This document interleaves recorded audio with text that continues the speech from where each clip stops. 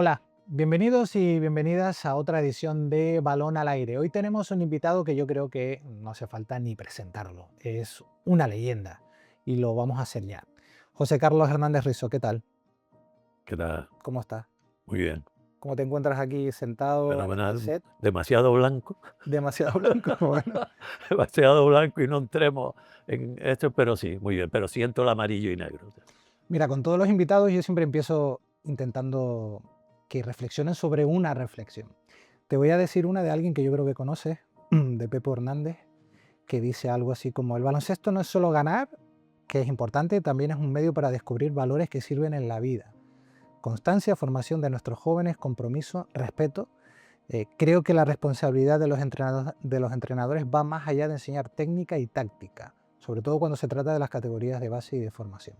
Yo creo que te sientes identificado con esto. Sí, yo creo que refleja primero quién es Pepu, de dónde salió, del Estudiantes, del Ramiro, los valores de un club impresionante siempre en la formación y a lo largo de su carrera, aunque después con la selección, con equipos profesionales, y me parece una reflexión muy coherente para el baloncesto de formación, que claro que al nivel profesional, es ganar, ganar y más ganar. Pero sí es verdad que seguro que por ejemplo ponemos en el caso de Chus y su staff, pues claro que los valores están ahí, pero bueno, pero es verdad que como somos más entrenadores de baloncesto de formación y saliendo de Pepu está claro que es real como la vida misma. Tú lo has dicho, has estado toda la vida dedicada a la canasta, a la formación, como entrenador, pero a lo mejor la gente no conoce tanto tu faceta de jugador, porque tú fuiste jugador antes de entrenador, ¿o Muy, no? muy malo, muy malo. Yo Fuiste era, malo. y malo, malo, pero con ganas.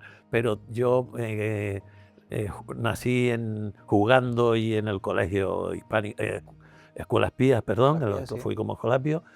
Tengo, sí, la anécdota que el primer partido que se jugó en Tenerife de minibásquet lo jugamos Escuelas Pías La Salle y yo jugué con 11 12 años en una fiesta que se hizo en la cancha del Náutico Ajá. para empezar lo que fue el boom del minibásquet, canastas pequeñas, una empresa de bebidas refrescantes que inundó España con aquellas canastas. Y bueno, jugué en el Juventud Laguna hasta segunda división y tal, pero bueno, me di cuenta de que tenía que dedicarme a otra cosa.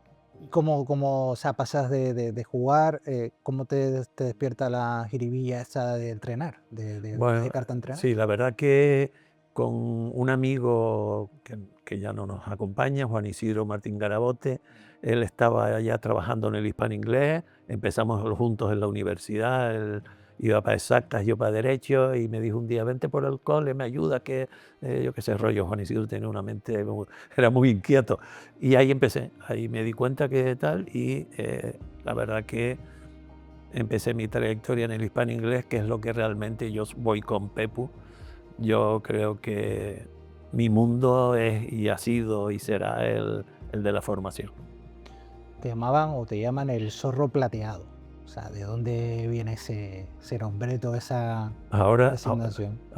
en aquella época mía tenemos la suerte de que había muchos periodistas avispados, ¿no? Y Sí. uno de ellos era Norberto Chijev, y entonces también coincide que aquí ha pasado Alexander Gomersky, seleccionador ruso, una figura a nivel mundial, que él era el zorro plateado por excelencia. Después aquí copiamos a Lolo Sainz también, y a nivel tinerfeño pues me tocó a mí lo del zorro plateado. El zorro plateado en Tenerife. En Tenerife, ¿no? No, después el pelo blanco, pues eso ya se va a tener, Me lo vas a contar, me lo vas a luego, contar. pero sí es verdad que fue por eso. Ahora está muy de moda los 80. O sea, hay como un revival de todo lo que fue los años 80, las series, en todos sitios. Tú eres un jugador, tú eres un entrenador de esa época, de los 80, mítica. No lo sé, o sea, Bueno, a ¿qué ver, recuerdas? yo tengo 74, Sí. jubilado desde hace, no sé, me van a pegar en mi casa, tendré 74 en mayo, ¿vale? Entonces, yo soy entrenador. Vale, yo soy entrenador, siempre he sido entrenador y he combinado el colegio, la formación, con salto en equipos profesionales a nivel nacional y tal. Pero yo me considero un entrenador y sí es verdad que, por ejemplo, con la NBA, yo dejé de ver la NBA. Cuando pasó lo de los 80 ya era un baloncesto que no me entretenía y no soy capaz después de ver partidos actualmente. No tengo mi nieto ahora, es el que me enseña qué jugadores juegan y todo el rollo ese, pero yo me quedé en eso. Pero la década de los 80, el Canarias, digamos que antes de toda esta nueva etapa que ha vivido, todo el mundo recordaba esa época. O sea, me refiero a eso. O sea, Sí, sí, llegas en el 85, creo que al sí. equipo, y cómo fue esa primera toma de contacto con ese banquillo, con este club. Todo. Es increíble para mí, todavía recordarlo, porque salía yo con el Coronas Tenerife, el equipo de femenino de primera división, que íbamos a jugar la final de la Copa La Reina Sevilla, ¿no? Y entonces tengo una llamada que pensé que era un vacilón realmente, que era Pepe Cabrera, llamándome como siempre él llama hasta las horas. Mítico Pepe Cabrera, Pepe sí. Cabrera a las tantas horas de la mañana con una voz así. Y mira, José, que sé que te vas para Sevilla y tal, pero tenemos que hablar y tal, urgente, llámame desde que llegue y tal. Y yo comenté en casa, este no es Pepe, esto es alguien gastándome una broma que me va a contar, cuando hasta ahora pues era la rivalidad Marea Canaria, ¿no? Pero bueno, efectivamente, llego de Sevilla, me llama, hablamos, y ahí empieza la historia, ¿no? Y entonces yo creo que Pepe arriesgó mucho, y yo fui muy atrevido porque yo... ahora viendo cómo se entrena o cómo yo entrenaba, los conocimientos que tenía, yo tenía 28 años, a ver, no, 34, perdón, en esa época 34, con 28 había subido al náutico ya y siempre me había quedado en eso con los 2 años de femenino. Y Pepe lo que me dice es, quiero que cojas el equipo, pero hay que subir. O sea, sí, no dijo más, por así. un primerizo, o sea, no Sí, se así. cortó, vamos. O sea, no, Pepe sabía, dice, mira, se va a quedar Eddie Phillips, Carmelo, me nombró la gente y tal, y dice, pero aquí no hay otra. O sea, esto está para subir en un año. Y yo me tiré ahí, y sí recuerdo mi primer día de entrenamiento en el Luther, ¿no? Que ya Pepe fue un avanzado en Por todo. aquel entonces, en tu primer año jugaban en el Luther. El Luther fue el último año del Sí, sí. Luther, el último año del Luther. Y Pepe era un avanzado en todo, ¿no? Y cuando yo llego al vestuario, el primer entrenamiento, un gran hombre que aguantó muchos años, Crescencio, era lutillero, tenía puesto no en el vestuario actual, sino en un mini vestuario, un vestuario de colegio, pues la ropa de todos los jugadores y tal. Y cuando saltan todos aquellos de amarillo a la cancha, digo, Dios, ¿no? El impacto de ver todo blanco a verlo amarillo. Y bueno, y después yo creo que para mí fue impactante asimilar hasta que entrené el primer día que yo iba a estar con Carmelo Cabrera, ¿no? Entonces, para mí eso fue brutal, ¿no? Cuando dice, ¿no entrenaste a Carmelo? Digo, no. Yo compartí cancha con Carmelo. Yo no entrené nunca a Carmelo, como tampoco entrené a Katy Boswell, que había sido medalla de oro en la Olimpiada de Los Ángeles. Dice, coincidí un año con Katy, sí. Y yo, desde ese punto de vista, siempre me he tenido como que yo coincidí con ellos. No les entrené porque era incapaz de poderlos entrenar. Y siendo, digamos, novato en ese sentido, asciendes con el equipo finalmente, llegas a la ACB. ¿Cómo manejas tú un banquillo? O sea, teniendo tan poca experiencia, digamos, en ese sentido, a esos niveles, y consigues lo que consigues, porque al final, 2 sextos puestos en ACB, nos clasificamos para la Copa Cora. O sea, tú cuando te pones a pensar cómo lo hice, ¿qué piensas? O No, sea, primero que digo, qué malo era yo en aquella época. malo, Sí, sí, malo. Yo fui tú aprendiendo estás aprendiendo. baloncesto con eso porque no había tenido posibilidades de aprender. Sí, era muy entusiasta, había entrenado niños, campeones de Canarias, fases nacionales, para arriba, el Corona, el San Isidro, un año en el 80-81, campeón de segunda división, pero este rollo no. Este rollo fue mi primer reto profesional y sinceramente pues me ayudaron, no sé, algo innato que sí tengo, que es conducir el ganado, pues aquello era de intentar no meter la pata, ¿no? Y que todo fuera fluyendo en una época que había 7, 8 jugadores, no había inventado ahí todo esto de las rotaciones, jugábamos menos partidos y teníamos 8 para jugar, pero siempre recuerdo desde mi primera llegada, por ejemplo, me salen primero los nombres de Miguelón Pérez y Ángel Turégano, porque no jugaban nunca, tuvieron un comportamiento ejemplar siempre, entrenando, no jugando, nos vemos cada cierto tiempo y es como ver al entrenador de verdad sin ningún, ¿no? Y entonces eso iba pasando en mi etapa de eso, y después, si da tiempo, cuento alguna anécdota de... No, no, la vas a contar.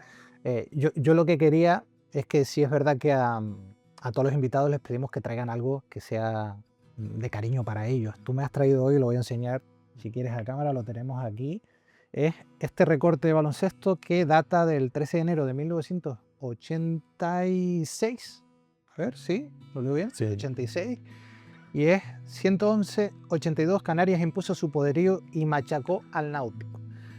A ver, para ti, tú me lo has traído, o sea, lo enseñamos. Sí, porque estas son las cosas que Pepe y el Canarias me ayuda a poder haber desarrollado aquello con tranquilidad y separando lo que es la emoción, la formación, mis amigos, crear nuevos vínculos de afecto, como creo que yo me he identificado hasta este momento con el Club Baloncesto Canarias, ¿no? Pero era enfrentarte al Náutico, ¿no? La primera fase de esa competición. ¿Y ese fue tu primer partido? Contra el Náutico, no. Contra el Náutico. Porque eso fue cuando ya había estoy recordando, había como 2 grupos, y a partir de enero no habíamos coincidido hasta enero con el Náutico, sino estábamos en otro grupo y nosotros como primero, y nos toca el primer partido en el Luther King, ¿no? Entonces eran partidos impactantes, ¿no?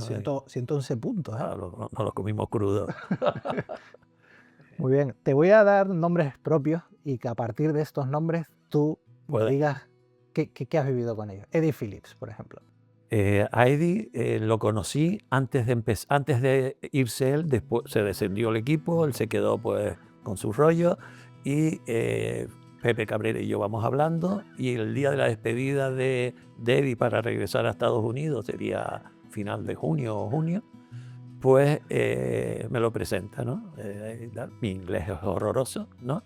Y yo lo bajo en mi cochito, un Renault, un R5 y tal que tenía, lo bajo y lo dejo en un pub, por llamarlo de alguna manera, que él iba mucho en la trasera del Cine Víctor, por ahí y tal. Y bueno, ahí empezó, y entonces yo empiezo a preguntar y a preocuparme más bien, porque antes estaba en otra cosa, yo estaba en el mundo femenino, no me había preocupado de él. Empiezo a ver y a preguntar y ver cómo era, y después lo descubro como acompañante, ¿no? Y entonces, una persona especial, entrenaba súper duro, súper serio, bastante grillado del tormo.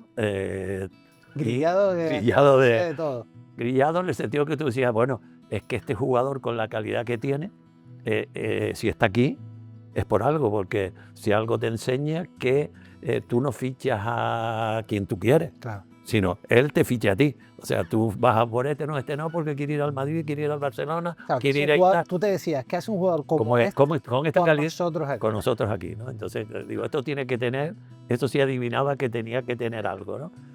Pero después, como jugador, impresionante, ¿no? Impresionante. Como persona, muy de cosas muy sencillas en Tenerife. Su mejor amigo es el bombero, Luis el bombero, ese era su amigo.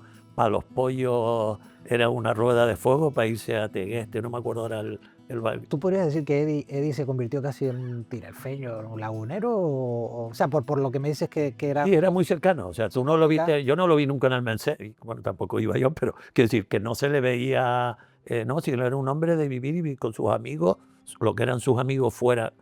El equipo no tenía amigos, ¿no? Sino su amigo era Luis, Luis el bombero, Luis Marrero, que con sus amistades también lo enseñaban, y era muy tranquilo, ¿no? Muy humilde, un jugador impresionante. Cuando él atravesaba la pista botando el balón, cosa que ya ponía nervioso a Carmelo, a Salva y a los bases, ¿no? Pues claro, ellos querían el balón porque lo que era rebote, balón al base y organizar. Sí. Eddie cogía el balón de canasta a canasta, canasta, y entonces el público se venía abajo, ¿no? Pero venirse abajo. Pero muchas veces también, a mitad de camino le robaban el balón o le daban el pie o lo que sea. Y entonces el público reaccionaba, ¡Rizo! ¡Balón al base! Digo, ¿qué necesidad, no? Te me dan ganas de mirar al público y decir, pero, oye, claro, pues no le aplaudas tanto para ver si él... No, pero... hablando de bases, que también otro nombre propio que te quería contar, que es Carmelo Cabrera. O sea, tú has hablado de que él o sea, tú lo ves como una leyenda, que es la leyenda, pero tú también eres leyenda. O sea, eres de leyenda a leyenda. No. Lo único, Carmelo Cabrera, o sea, lo único importante nombre respondiendo propio. a lo de Pepu son que ahora mismo somos dos grandes amigos, buenos amigos. Hace 2 o 3 días hemos estado hablando. Quiero ir a visitar a su nieto Mateo, que a ver si va a seguir los pasos de Melo. Y he conseguido hacer una amistad increíble con esa diferencia, ser jugador-entrenador. Y un caballero y una leyenda, claro, él sí, 102 veces internacional, 10 copas, no sé cuántas ligas, copas de Europa, en el All-Star de cuando se jugaba el partido de las estrellas en Europa, todo. O sea, me parece un mago, una cosa impresionante, ¿no? Entonces, Y con Carmelo pero con Carmelo, la tienes. anécdota más grande es la anécdota de entrenador novato. Ajá. Entrenador novato, ¿no? Que yo digo, yo aquí tengo que ser el que manda, esa imbecilidad, ¿eh? Porque los que mandaban, te das cuenta a los 3 meses que los que mandaban son Eddie Philly, Carmelo y los jugadores que cobraban encima más que tú, más que yo. Entonces, esa todavía con esa novatada mía en el cuerpo, a las 3 semanas por ahí lo he hecho de un entrenamiento, que todavía Melo y yo no nos acordamos por qué fue, porque seguro que no fue por nada, sino eso de coger el silbato, Melo, al vestuario. Una imbecilidad como otra cualquiera, ¿no? Y después, una anécdota buena de Melo, que se acostumbró a que jugaba menos, porque fue el boom de Salva Díez, ¿no? Sobre todo no el año del ascenso de primera vez, sino en División de Honor, y claro, Melo es una figura, ¿no? Estamos en el pabellón de la Comunidad Autónoma, ya el Madrid se había cambiado de la ciudad de San Pedro de la Comunidad Autónoma, y nosotros viajamos como viajamos, que también podemos hablar de cómo viajamos. Y cuando yo pongo a contarme, sin segundo entrenador y sin nada, sino Pepe Cabrera, que era el que me llevaba las estadísticas, apuntando en una libreta, y yo veo que me falta gente, tampoco viajaba el preparador físico, ¿no? Bueno, y yo digo, ay, aquí me falta uno, pongo a mirar, y era Carmelo en el segundo anillo, saludando. Saludando. O sea, eso que llegas con tiempo suficiente, el campo vacío, saluda, Melo. Entonces cuando se acerca yo como un loco, tal, José, si no me vas a poner hasta la segunda parte, no me hagas sufrir. Las cosas de Melo, ¿no? Pero Qué después bueno. impresionante, o sea, impresionante, me parece. Hay muchos nombres propios. Estaba también Harper, pero el otro día me estabas contando una anécdota que me pareció muy curiosa también con Carl Ninfius. Ninfius fue después, claro, aquí nos Que acostumbramos. vino ya más adelante, ¿no? El tercer año Sí. mío en la CB. Fueron el primer año y medio de Eddie Mike, el follón del comportamiento, los tiros, viene Kenny Perry, Ricky Willow, sí. Ricky Willow, que nos da, que era su primera aparición en Europa, nos da un trabajo increíble, mucho gracias a los nacionales y sobre todo a Matías Marrero, que pasó de no jugar para que Ricky pudiera jugar de 3. Matías tuvo que asumir protagonismo y lo asumió de una manera muy buena. Y ya después viene Ninfius, ¿no? Ya Pepe Cabrera siempre había estado. Venía con la vitola de jugador de la NBA. No, venía de Avitola, no, venía con la realidad de jugador de la NBA. Es verdad que Pepe de hace muchos años había intentado tenerlo también. No sé si vino una vez con una exhibición en Santa Cruz. Pepe estaba con eso y Pepe lo trae. Cuando esa es la sede del Canarias, era enfrente del bar Tocuyo, una cosita, La Laguna, sí. La Laguna, allí, la callita aquella, que mirabas al techo y no tenía techo. O sea, eran las vigas y tal. Y me acuerdo que en esa época estaba Javier Hernández, famoso antiguo jugador, Javier Moro, me ayudaba y tal, y venía conmigo y le digo, mira Javi, tu misión en la firma del contrato es que no levante la cabeza. tú que firme, y te digo, ¿por qué mira para arriba y saber dónde me he metido, ¿no? Pero bueno, eso fue no dio el resultado que esperábamos. Yo, claro, lo que he podido vivir de esa época es verlo en imágenes también, ¿no? Me acuerdo de ver he visto el pabellón Ríos Tejera hasta la bandera, sí.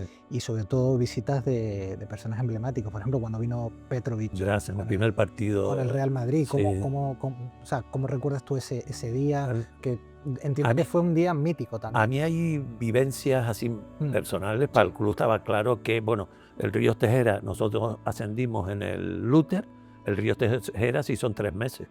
Entrenábamos en Santa... En 3 meses. En 3 meses, en verano. Ni los chinos, vamos. Nada, así quedó, así las goteras nos acompañaban.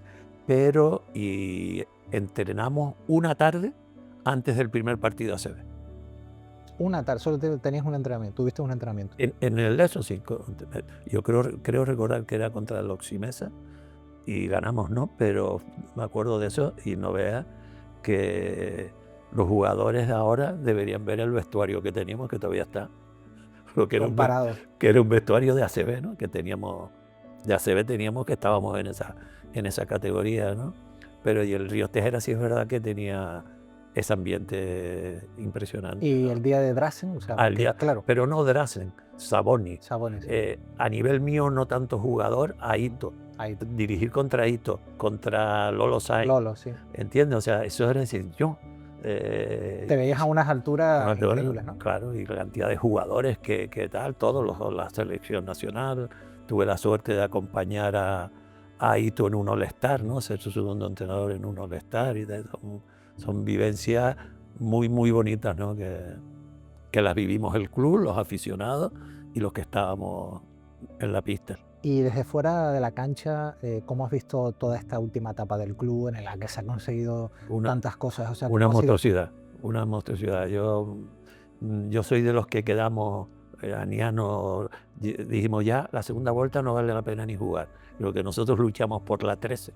Lo más antiguo, lo que valoramos, lo que se está haciendo, la victoria número 13, es decir, ya estamos otro año más y de ahí para adelante. Pero tú empiezas a pensar a partir de la victoria 13 siempre en ACB, ¿no? Hombre, es que ¿quiénes somos? ¿Qué industrias tenemos?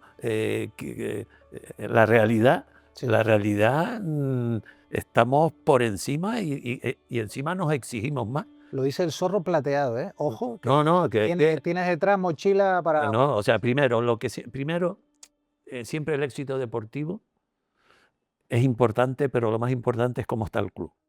O sea, cómo está, por ejemplo, que les atañe a ustedes, el tema de comunicación, la cantidad de personas que se han ido sumando, la labor que están haciendo, las imágenes que se hacen, los vídeos que hacen, cómo está organizado el club, que es una marca ya que incluso un revés deportivo es capaz de superarlo. Después, dirigido por unas personas que la mayoría vienen de esa época de los 80. Yo ya a Cacho lo conocí como hombre que estaba junto con nosotros siempre, después Febi más cercano también, pero Cacho era un hombre. Niani lo vivió, yo qué sé, y entonces se ha mantenido esa humildad, ese respeto a todos los que hemos estado. Ahora que hablamos tanto de inclusión e integración, esa labor de integrar, respetando el amarillo y negro, respetando la laguna, me parece brutal el final. En la Laguna Tenerife me parece la obra de arte más grande que se puede hacer. Pues mira, y cómo el alcalde fue capaz de en ese speech verlo y que sea una cosa de todo, yo creo que me parece que es el momento, ojalá dure, que deportivamente seguro que habrá momentos, porque si miras lo que hay debajo, claro, y con quién está arriba, dices, entonces claro, la labor de Aniano, de Chus, ese binomio, el staff, los jugadores, esa elección de jugadores, que yo mismo digo, y no vendríamos, no, es que eligen lo que tiene que hacer. Has hablado de la inclusión en esto que me has comentado ahora. Tú has tenido una faceta dentro de la fundación del club, ¿no? ¿Cómo lo has vivido? Me ha hecho nacer otra vez. La fundación me ha dado el trabajar día a día con Cacho y con el club, siendo lo mismo, pero dándole... Teníamos la gran ventaja que el club siempre ha tenido el tema social bastante, con muchas campañas que sin tener la fundación y a nosotros nos ha sido ir creciendo, ¿no? Pero eso de dar es muy bonito. Dar es muy bonito y lo que hacemos es dar, ¿no? Devolver a la sociedad todo lo que nos está dando para que el club y para el equipo de ACB pueda mantener. Volvemos también a lo que hablamos de Pepo al principio, ¿no? La formación. Ya, Esta es una pregunta directa. Con todo lo que me has contado, ¿cuál consideras tú que es tu gran obra en esta vida? Obra maestra. mi obra maestra es el Hispaninglés. O sea, mi trabajo en el Hispaninglés es mi legado. ¿Por qué? Porque se ha hecho lo que yo he querido, respetando que nunca he sido el dueño, pero para mí las dos personas que fueron las que se hicieron y después la familia, yo hacía lo que quería, ¿no? Y lo sigo haciendo porque me siguen llamando o lo que sea. Y para mí sí, porque esa era mi labor con todos los jugadores que hemos hecho, malos, buenos, entrenadores. Hay muchos entrenadores buenos de nivel que pasaron. Aquí tenemos cerca la hija de un entrenador que estuvo conmigo siempre allí, después estuvo también de ayudante en el Canarias. Hay que decir que eso sí, porque eso sí puedo decir que ha sido mi labor, ¿no? Mi entrega. Y después he tenido la suerte de coincidir en sitios con jugadores buenos, con entrenadores buenos, con jugadoras importantísimas. Pero lo que es decir, y que yo me considero un entrenador de formación. Bueno, pues con esta respuesta hemos llegado al descanso del partido. Nosotros ahora vamos a fuera de la pista.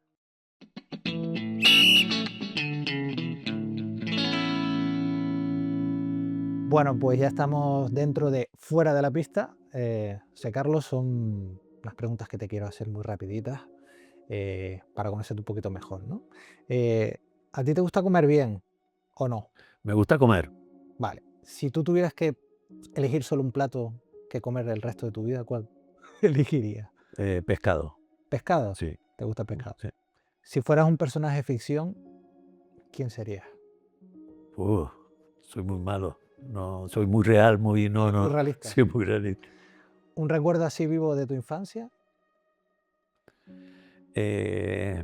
Aparte No, fuera de Sí. deporte, la madrugada que murió mi padre en un accidente de coche.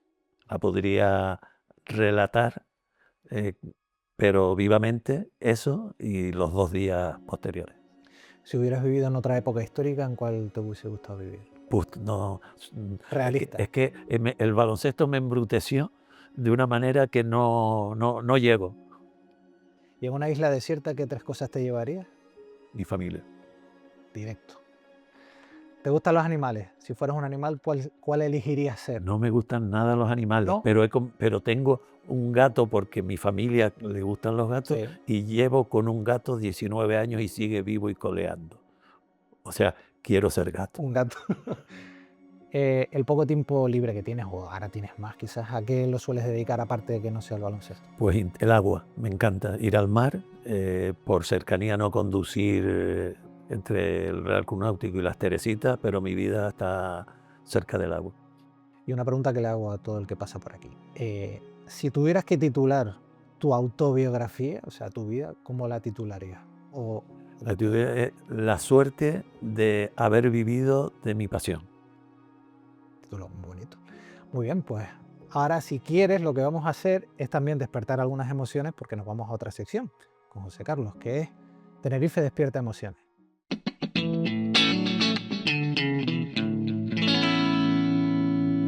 Bueno, pues ya estamos dentro de esta sección y la pregunta es muy clara.